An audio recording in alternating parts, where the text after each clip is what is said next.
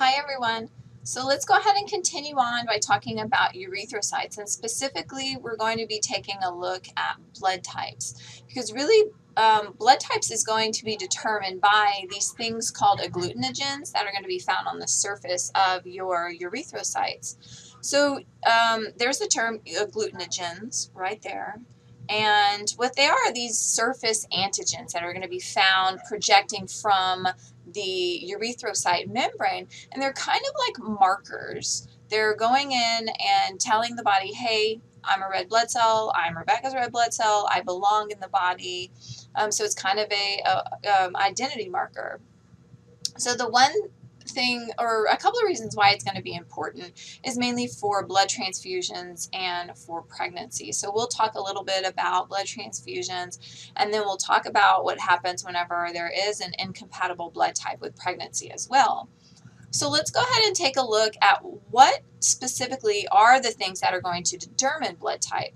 So most people know their blood type, some people don't, no big deal. But blood type is going to be where you're told that you're O negative or AB positive or something like that. So usually whenever you're given a blood type, you should be giving two characteristics. You're going to be given an ABO blood group, and then you're going to be given this positive or negative, and that's going to tell you about the RH protein that's going to be found on there. So let's first take a look at the ABO blood group for this one. So the ABO blood group is going to consist of just two surface antigens, and that's it. And that's going to give rise to these four different ABO blood groups. And so the presence or absence of these agglutinogens, these two A and B surface antigens, are going to determine what blood type you are. So let's take a look at type A. So again, it's going to be these things right here that are going to say you are type A or you are type B. It's going to be these surface antigens. So individuals that have this specific surface antigen A are going to be type A. So as you can see, they kind of gave it this shape of a ball, and of course that's not exactly what the surface antigen looks like. They are these kind of chains of sugars that are hanging off. So it's really interesting if you go online and look at what they actually look like. So there are certain molecules that they're going to be formed from. But they are going to be a very specific shape, and the fact that you're going to have these antibodies that are going to recognize some of them. But let's go back and take a look at these surface antigens. Surface antigen B. So again, they gave it this shape right here. So any individual that has just surface antigen B on their red blood cells is going to be type B. Let's say that you have an individual that has both A and B, as you can see here. So they are going to be blood type AB.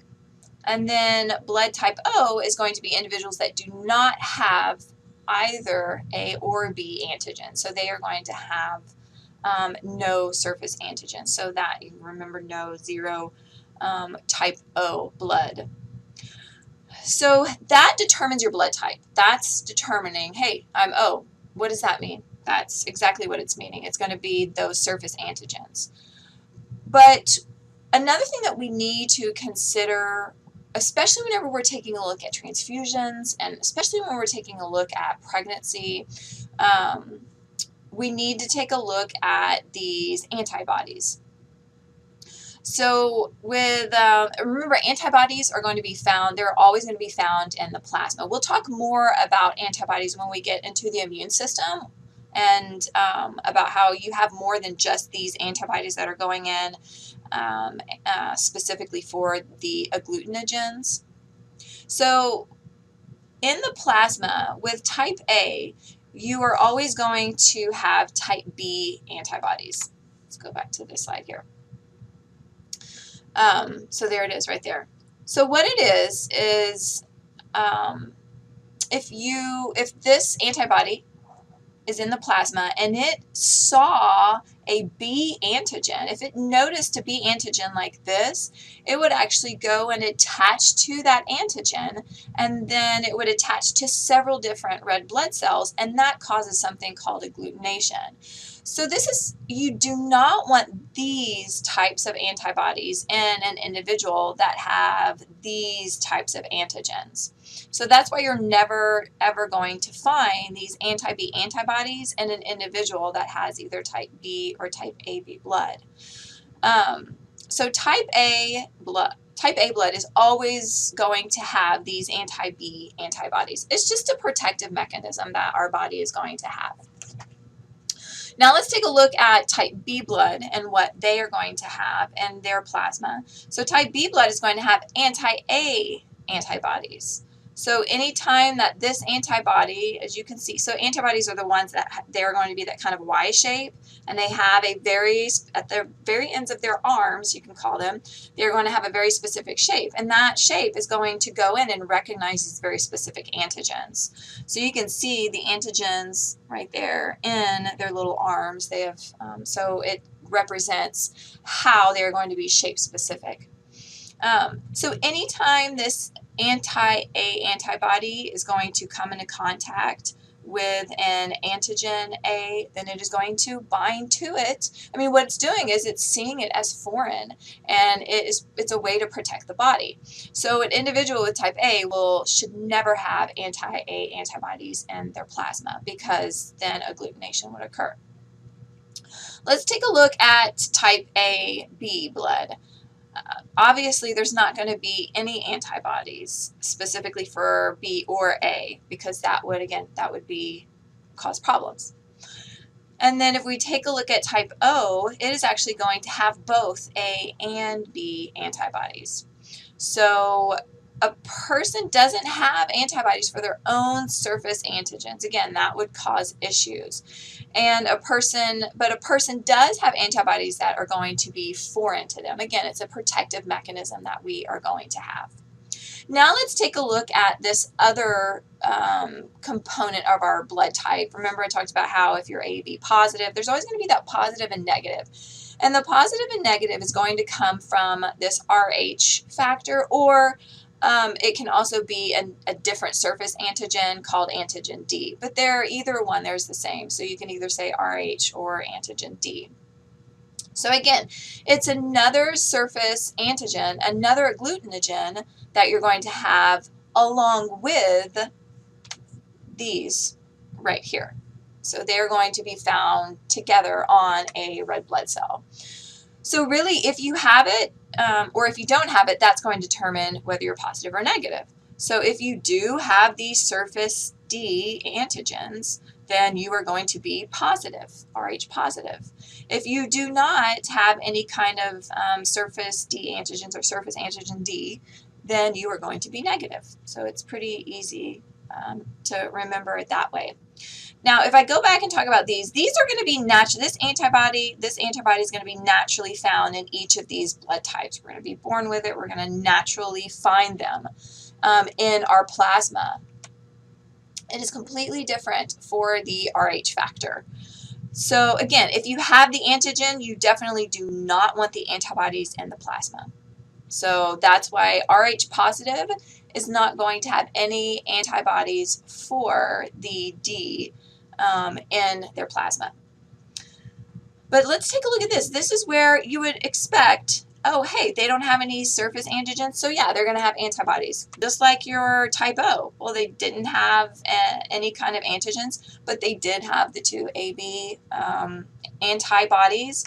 Not the case for your blood type, your RH blood type, which is really interesting. So there's no anti-D antibodies unless you are sensitized. Unless you're actually exposed to RH positive blood somehow, you are not going to have those antibodies. And we will talk about how, in a minute, how mothers can be exposed to blood through childbirth, so we'll talk about that in a minute. But another way to be exposed to it is if you're given a blood transfusion, and that blood transfusion you get is positive.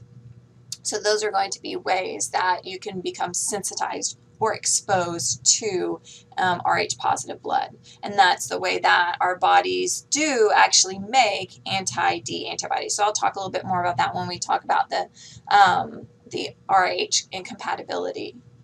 So ABO group and Rh blood types are always reported together. And what I mean by that is you're AB positive, you're O negative, you're B negative, and things like that. And like I said earlier, these antigens, these D antigens, are always going to be found together. If you are positive, it's going to be found together with the other antigens. And what I mean by that, let's say that you are B positive. So that means that your red blood cell is going to have not only those B antigens, remember that's what it looked like on the other slide, right?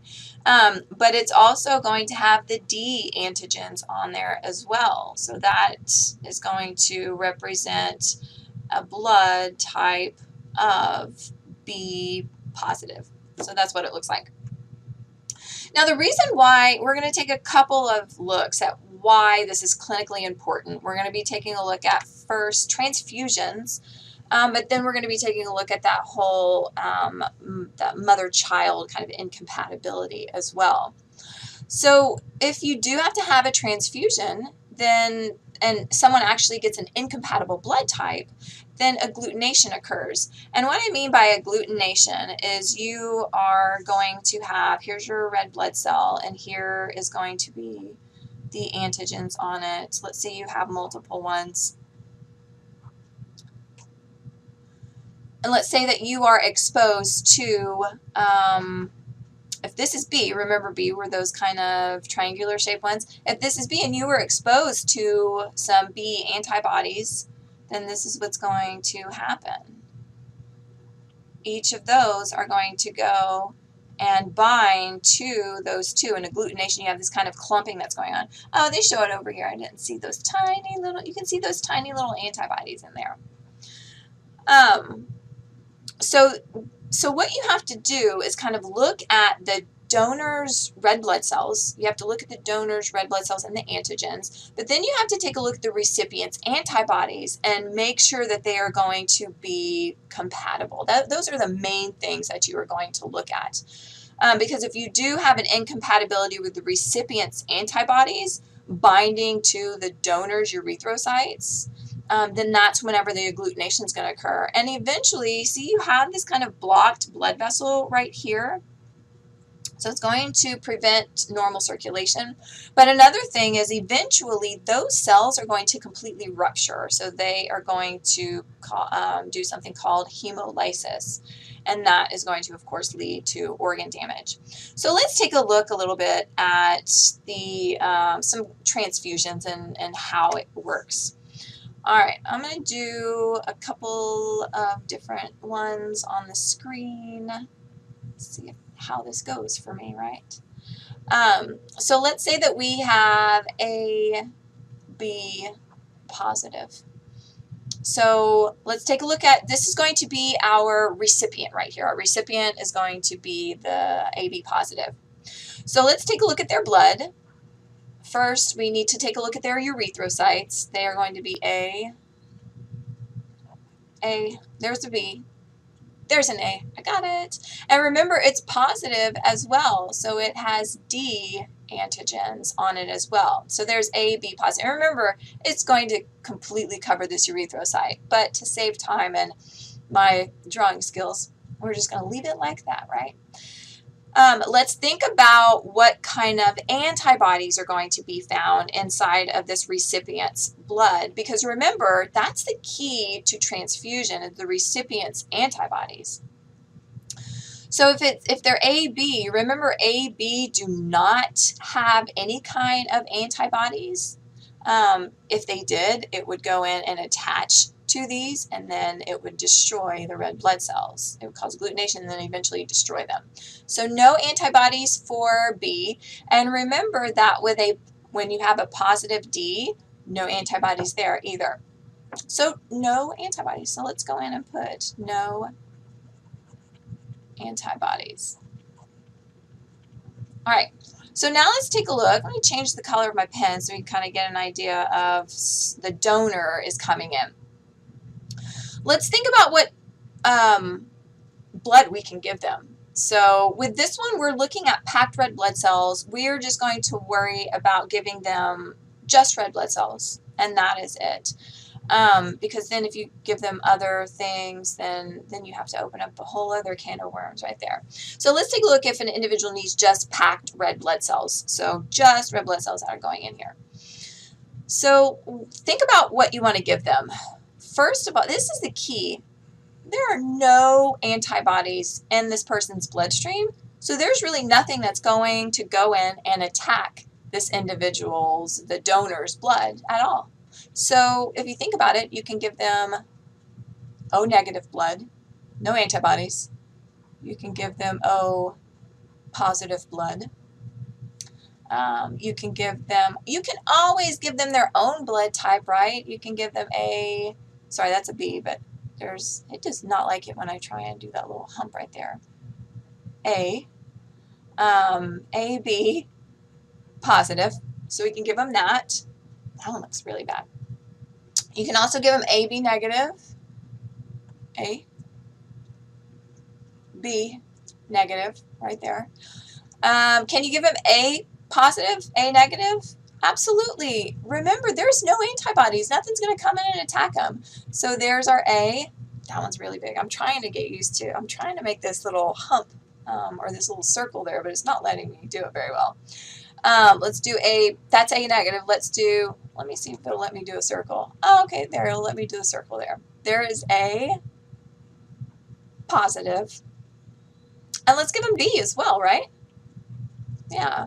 There's B negative. There is some B positive. So look at this A positive person here. This A positive person can get any blood that is given to them, really. So this is known as the universal recipient. Whenever you have this person that can receive any type of blood, because look, there is no antibodies that is found in their plasma, so you don't have any kind of issues that's going on. So this is your universal recipient right there. All right, so let's take a look at another one. Oh, I want to go and get a red pen. Let's get the red. There we go. All right, let's take a look at B negative blood.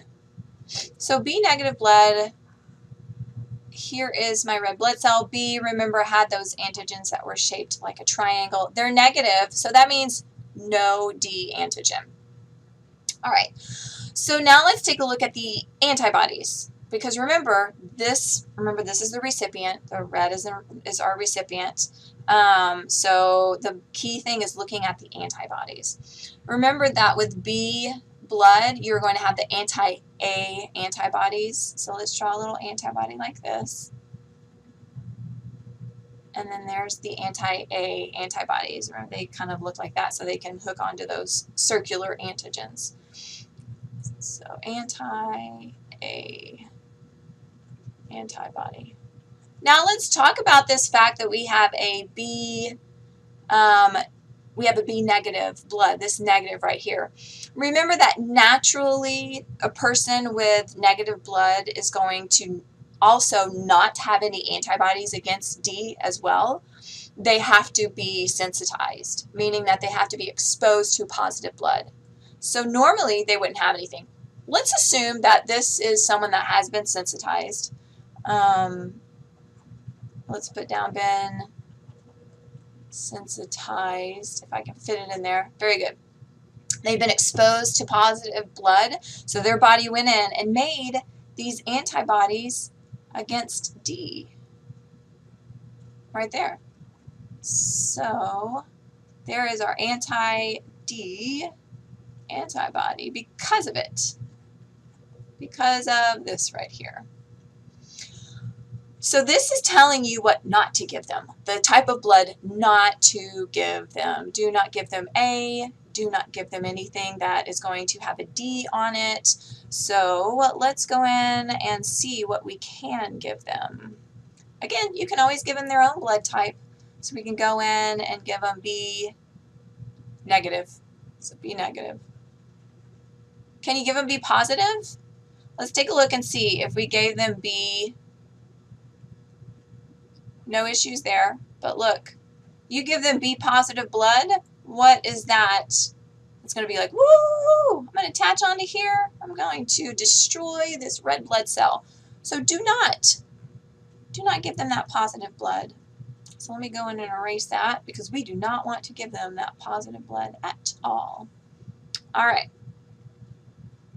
So now I get back to my drawing. All right, we got B positive. Do we want to give them A positive? So, or A negative? Either one. No, don't give them A because they have anti-A antibodies. So the last thing that you want to do is give them A. Can you give them AB?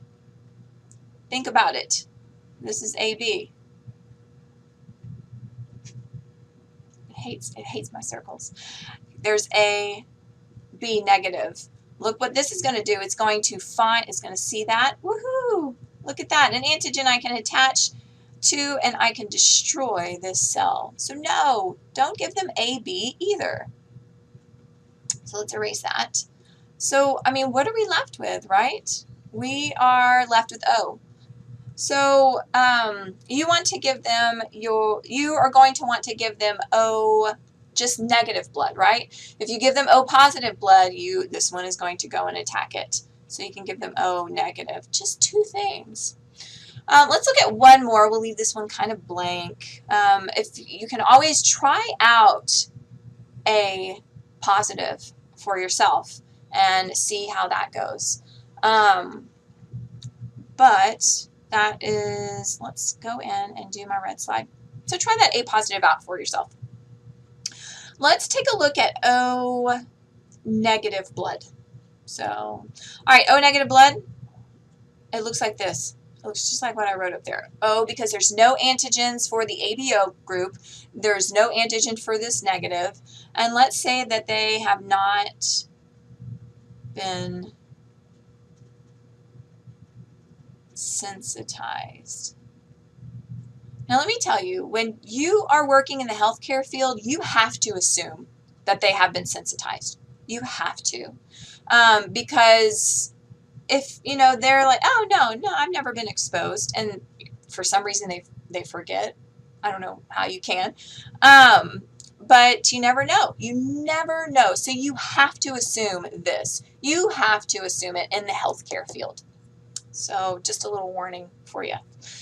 All right, so let's just say, just for the sake of our little thing right here, that this person has not been sensitized. So what that means is that they are going to have, what are the antibodies? They are going to have the A antibodies. They are going to have the B antibodies here. And then they have not been sensitized. So remember that naturally negative plasma is not going to have the antibody. So nothing for that. So you have anti-A and anti-B. All right. So now let's take a look at what we can give this individual. Look, we cannot give him any A blood. So that takes out A. That also takes out AB. So no A, no AB. What are we left with? Can we give them B blood? No, we cannot give them B blood either. What we are left with for this individual is O negative, their own blood type. And you can't, because you know for a fact that they have not been sensitized and they do not have antibodies, you can give them O positive. But again, if this was someone, if someone was actually coming in O negative into your ER or something like that, you would want to stay away from this one. So that is transfusions in a nutshell right there and how it happens. So one thing that you can do whenever someone comes in, you can do an agglutination test. What this does is it goes in and just determines the compatibility. Let's say that you have a little bit of time and you can take a little bit of the donor blood and you can take a little bit of the recipient blood. You can put them together and mix them up to see if anything's going to happen. So look, here's type A blood of the donor.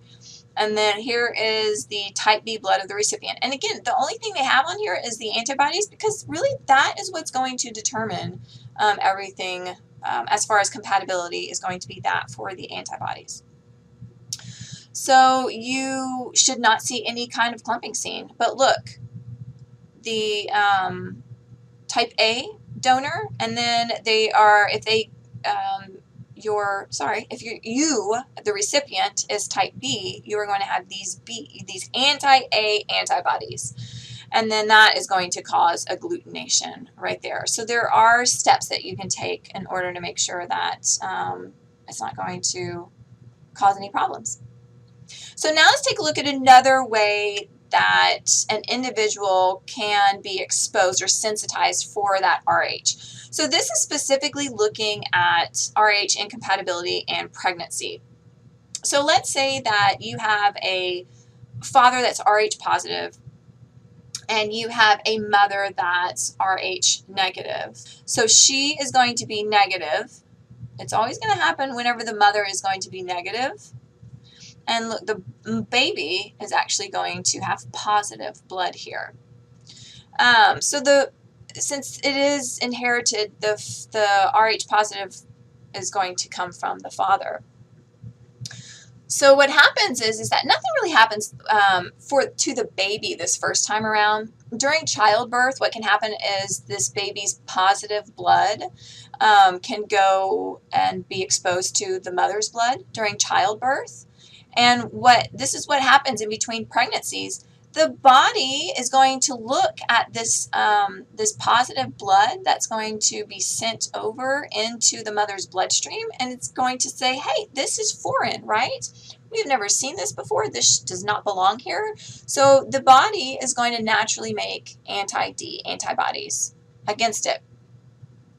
So let's take a look and see what happens the second time around. So this is showing mother is going to still be, of course, RH negative, but look, she has the antibodies. And one of the interesting things is that antibodies can actually cross the placenta. So these antibodies from the mother's plasma is going to go and cross the placenta, and they actually go and destroy the baby's positive blood. So obviously that is an issue right there. So this is becoming sensitized, but this is going to be where if you do have that incompatible blood type, and it's going to be future pregnancies. The first pregnancy is going to be fine, but it's future pregnancies that will go across the placenta. They are going to destroy fetal red blood cells. And this results in something called hemolytic disease or hemolytic anemia of a newborn. So the infant is born already with anemia because their red blood cells are being destroyed. So a lot of times the baby will get a whole blood transfusion. Also, the baby can be born stillborn if the destruction is pretty severe. Also, hyperbilirubinemia is going to occur as well. So remember that anytime that red blood cells are destroyed, we talked about how the heme group turns into eventually bilirubin. So it is going to go in, bilirubin, it's going to go in and collect inside of the infant's bloodstream. It also can lead to heart failure. So one thing that can happen if individuals know, or if doctors know that the mother is negative and the father is positive, then they can give a medication to the mom called Rogam, and this is going to make sure that they says to give pregnant RH negative woman special immunoglobulins, and that's going to be Rogam, and that's going to make sure that this incompatibility is going to be avoided after that. So that wraps it up for our erythrocytes. What we're going to take a look at next is going to be leukocytes. So until next time.